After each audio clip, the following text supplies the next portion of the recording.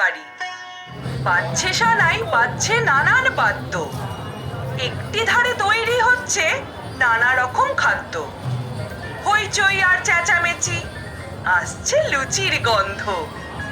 আলোয় আলোয় খুশি সবাই, কান্নাকাটি বন্ধ। বাসর ঘরে সাজছে কোণে, সকলে উৎফুল্ল। লোকজনকে আসতে দেখে কর্তার মুখ খুলল।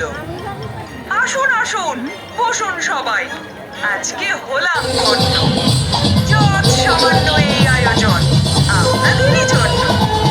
মাংস, পোলাও, চপ, কাটলেট, লুচি এবং মিষ্টি, খাওয়ার সময় এদের প্রতি দেবেন একটু দৃষ্টি।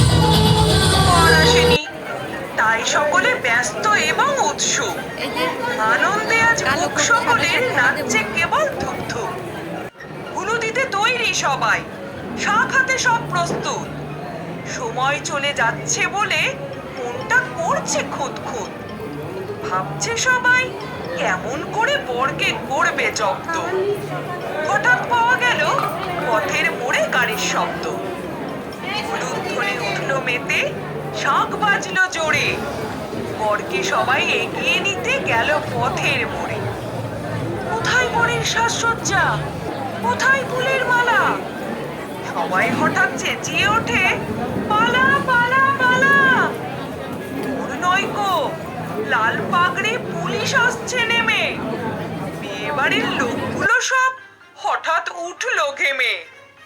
বললে পুলিশ, এই কি কর্তা, ক্ষুদ্র আয়োজন?